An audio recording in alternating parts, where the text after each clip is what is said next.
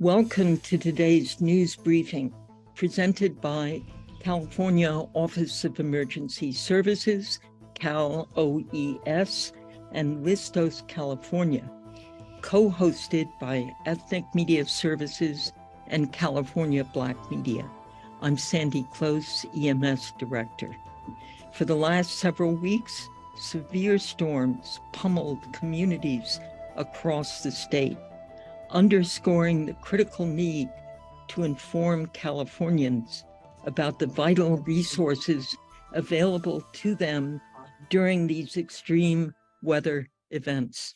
Now I turn the conference over to our moderator, Regina Brown Wilson, Executive Director of California Black Media. She will introduce our speakers. Regina, take it away. You're going to hear from experts working on the front lines, our speakers. The first up will be Deanna Crofts-Playo, Assistant Director for Crisis Communications and Public Affairs with the Governor's Office of Emergency Services. She'll provide a brief summary of the impact of the latest round of storms, as well as those areas of the state that were hit the hardest. We'll also hear from Cal-OES's Vance Taylor, who's the chief of the agency's Office of Access and Functional Needs. He'll take us through the state's coordinated emergency response systems during these severe weather events. Then you'll hear from Dr. Jason Wilkin, who is CDC's Career Epidemiology Field Officer assigned to California's Department of Public Health, and Kim Johnson, Director of the California Department of Social Services. Deanna, I'll let you go ahead and start. Hey everyone, thank you so much, Regina. Nice to see you again. I'm Deanna Crofts-Playo. I'm with the California Governor's Office of Emergency Services. We so appreciate the opportunity to talk with you all today about the recent storms that have impacted our state. For those of you who are perhaps unfamiliar with our agency, Cal-OES is a critical hub to direct state emergency activities and harness the expertise of the whole of state government while working with our local, federal, and tribal partners. We firmly believe every Californian, regardless of age, ability, income, or language, deserves culturally competent education to prepare for, respond to, and recover from disasters, including flooding. Through Listos California, the state has engaged a trusted network of community-based organizations, tribal governments, and CERT teams, community emergency response teams across the state to provide accessible in-language information during these trying times. We have experienced destructive flooding of homes, businesses, and communities. Those include levee breaches, mudslides, hurricane-force winds in many of our communities, and even a tornado. These storms are among the most deadly natural disasters in the modern history of our state. There's already been 20 reported deaths, unfortunately. To keep Californians safe, the full weight of the state and federal government has been rapidly deployed to protect impacted communities. The state is committed to continuing to support California communities and maximizing state and federal aid to those who have been adversely impacted by these winter storms. On January 12th, Governor Gavin Newsom requested an expedited major disaster declaration. The President Joe Biden, approved this major disaster declaration on January 14th for 3 specific counties: Merced, Sacramento, and Santa Cruz. I'll kind of maybe explain a little bit about what that major disaster declaration actually means for you. And then our next speaker, Vance Taylor, will kind of talk about some of the resources that California communities can benefit from because of this declaration. So the president can declare a major disaster declaration for any natural event that the president believes has caused damage of such a severity that it is beyond the combined capabilities of state and local governments to respond. A major disaster declaration provides a full, wide range of federal assistance programs for individuals and public infrastructure. So following that major disaster declaration, CalOES continues to work closely with FEMA to maximize aid and support communities during this storm event. We have made a request for additional counties to be added to the major disaster declaration to receive individual and public assistance as warranted by results of assessing the damage locally. While damage assessments are critical to establishing a basis to add a county as a designation in the major disaster declaration, it's imperative that emergency response and life-saving activities still remain a priority and go uninterrupted during storm conditions. So we're committed to coordinating with local officials to rapidly conduct these assessments and add any additional counties as appropriate. So we received a report this morning from the National Weather Service, and as we look into the coming days, we are seeing clear skies ahead.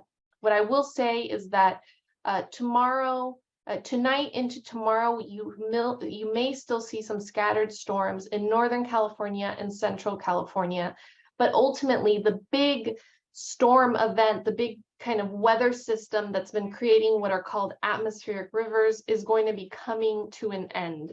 We should see clear skies starting Friday. Like I had mentioned earlier, my partner Vance Taylor at CalOES will explain a little bit more about the resources available to Californians because of this major disaster declaration. And I will reiterate what Sandy Close said in the beginning. It's not too late to be prepared for the next emergency. It really is incumbent upon us all to talk as loved ones, family, and friends about emergency plans should another storm happen, or an earthquake, or even a wildfire later on in the season. So have those conversations with your family now, have an emergency kit ready. If you need to leave your house quickly, have a kit.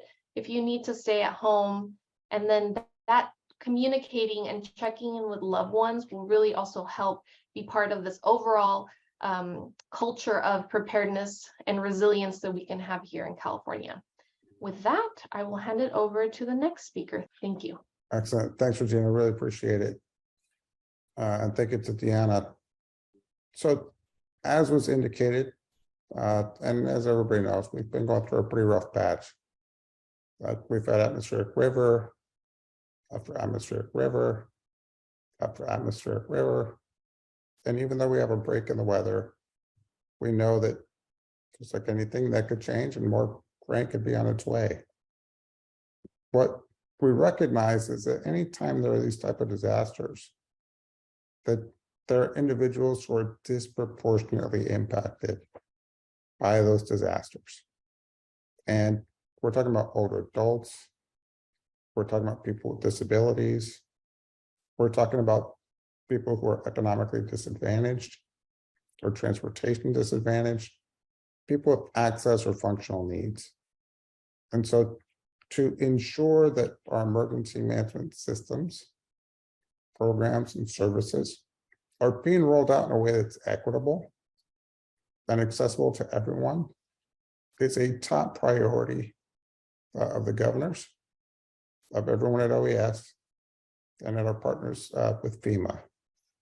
So what I want to make sure is that everybody understands that we're working to ensure that our systems are going to be working for everyone. As a part of that, we're looking at how do we leverage the resources made available through this major declaration that was approved by the president on the 14th. If you live in one of the 3 approved counties, then we are anticipating that other counties will be brought in, but you're going to be available, or eligible rather, to apply for federal assistance through FEMA. And some of that means being eligible potentially for grant money. That means being able to have essential items such as furniture or durable medical equipment replaced. It means potentially having assistance with rental aid. It could also mean being provided with housing and other needs assistance, things like eyeglasses, hearing aids, and other assistive devices. Individuals will also be able to apply for assistance to receive low interest SBA loans and other mechanisms to help them essentially recover and financially to get back on their feet. In order to apply for that disaster assistance, there's a phone number, it's 1-800-621-3362 that you can call.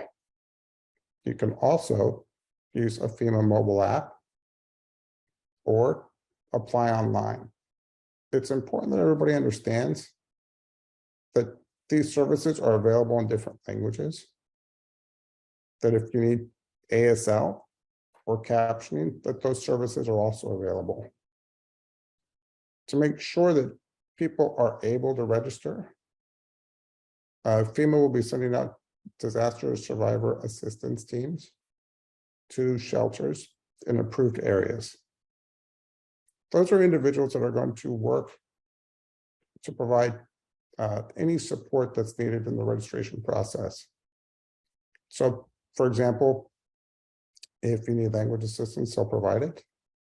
If there's issues regarding literacy, they can read questions and explain questions and fill out paperwork and documentation for you. We're also going to set up, in partnership with FEMA, mobile registration intake centers. That's essentially going to be a service that will drive to locations where individuals are served so that people don't have to find a way to drive to shelters or access services through other means. So we're essentially trying to get to the community, take a one-by-one approach, and make sure that everyone that's been impacted that lives in an approved county is able to register for services.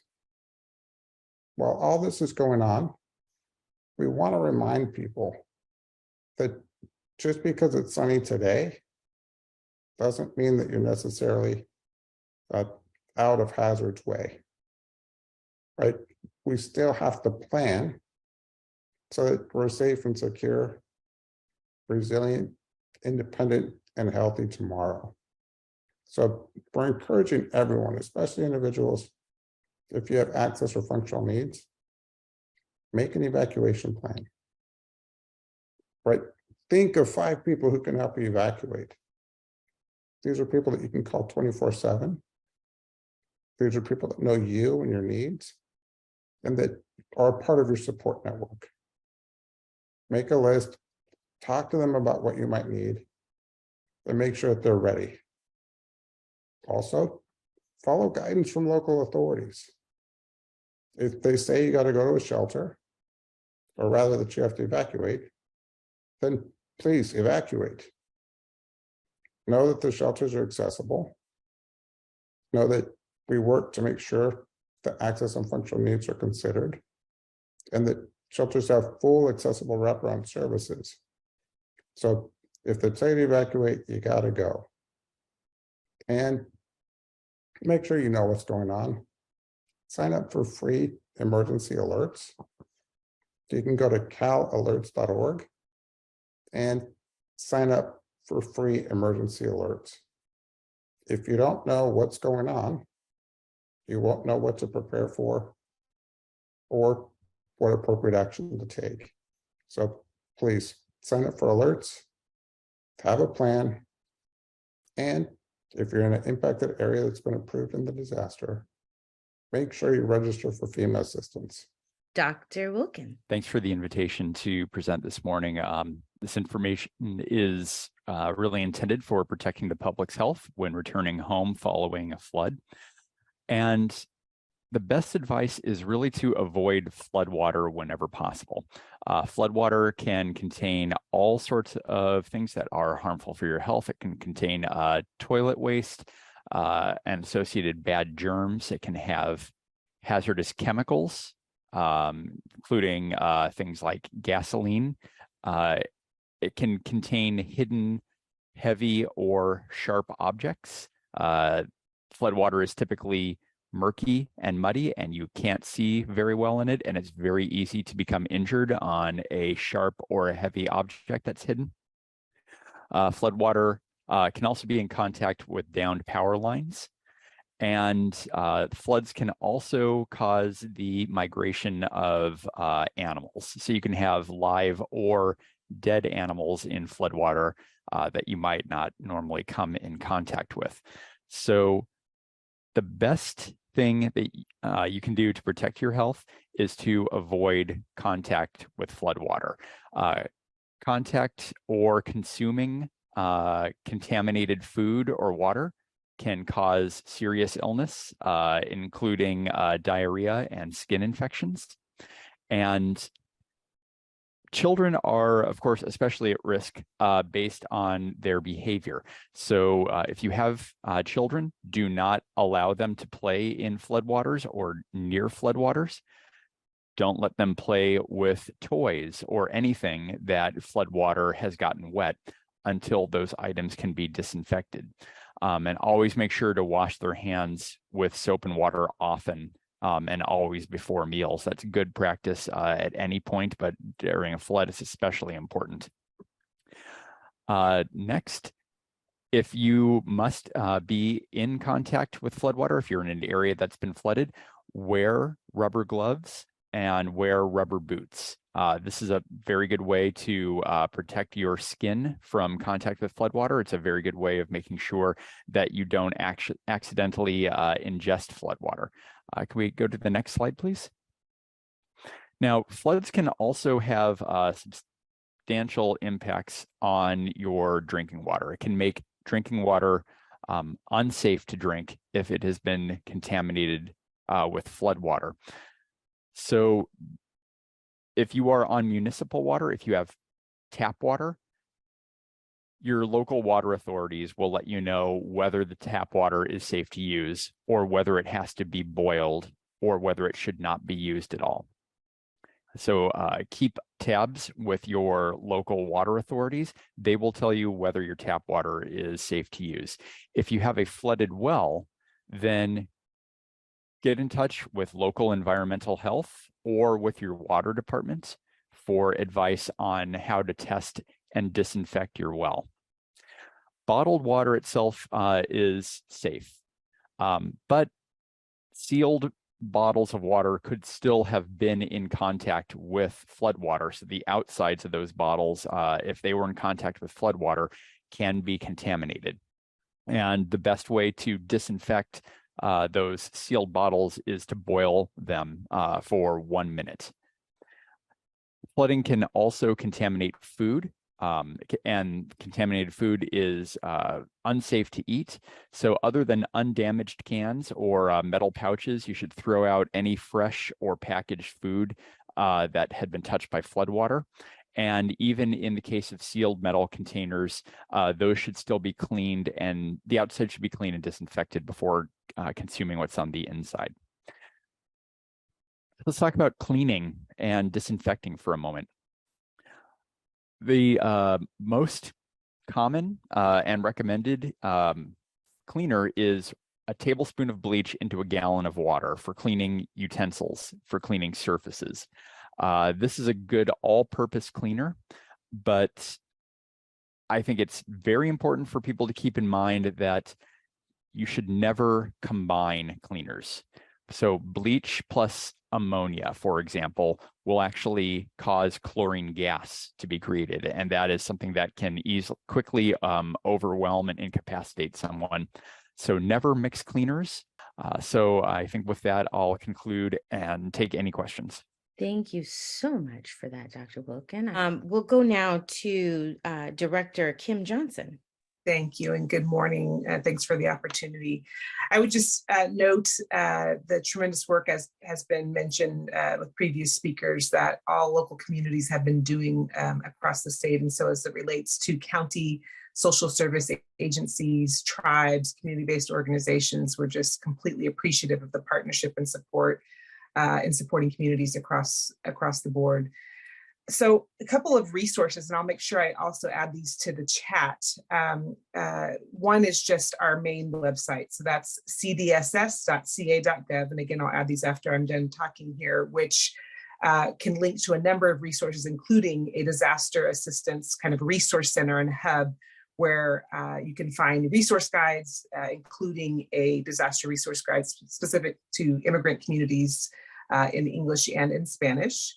And I would just note that a lot of our kind of safety net service delivery is expanding in real time based on what you heard earlier related to the proclamations and the major disaster declaration that the president authorized. So things like disaster CalFresh, food assistance and support, the 3 counties that have been approved to date will have disaster CalFresh offerings coming up in these same local assistance centers or registration components that were earlier referenced to get people connected to temporary emergency food resources. So that's a very big and additional resource that is essentially turned on with the major declaration that will provide additional information about.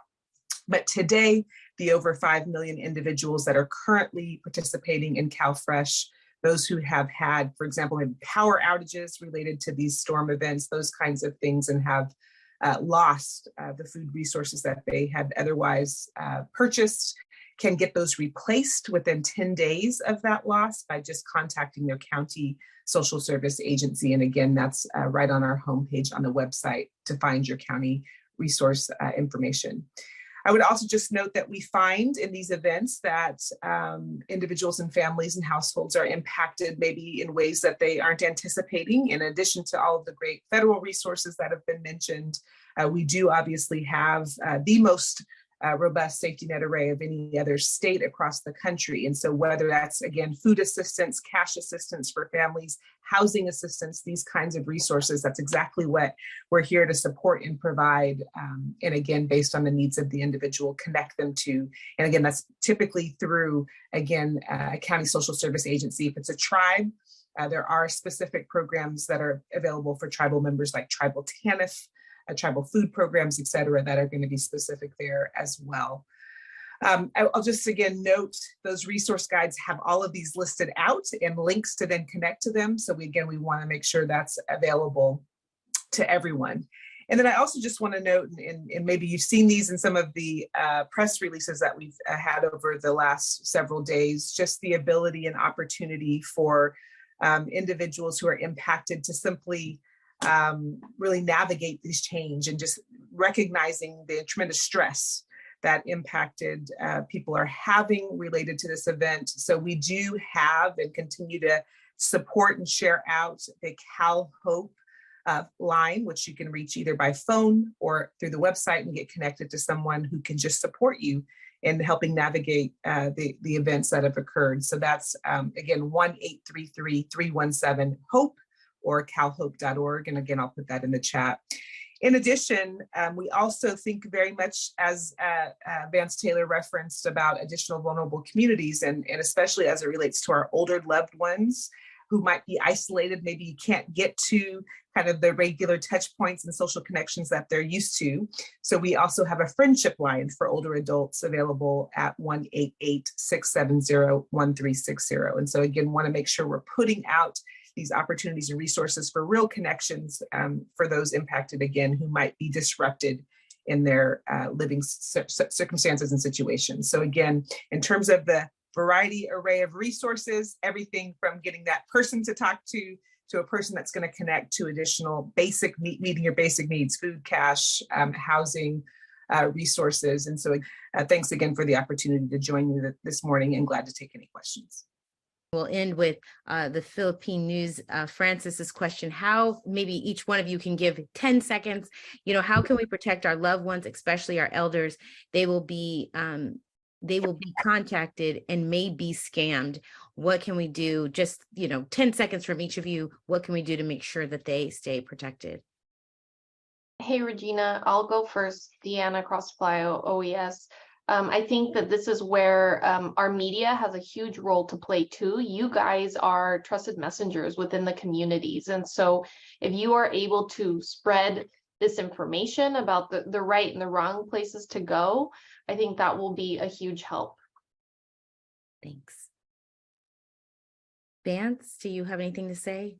Yeah, it's a great question. And I think a lot of it comes down to a support network, right? That we have to be willing to do a bit of hand-holding and really walk people through and do acute case management when it comes to registering, right? Use the links that we provide, use the links that FEMA provides. Don't go to respond to any emails you don't recognize. There's always a phone number you can call to verify, and just keep in close contact with the whole community and make sure we support each other on that front. Thank you. Dr. Wilkin. I suppose it's not unheard of for people to say impersonate somebody from a health department or environmental health. So I would say if anybody, if you're ever unexpectedly contacted by someone from a health department or claiming to be from the health department, claiming to be from local environmental health, any of those agencies, you can always ask to see their identification and verify that they are who they are. Great. And Director Johnson? Yeah, I agree with my colleagues here, and just would also note that we do have a number of resources. If you just search for adult protective services and other supports, just to beware, things that you can also amplify and spread the message around of exactly what this group has just said about checking and verifying who you're speaking to. So I appreciate that question. Thank you to our speakers today. Hope everyone has a great afternoon.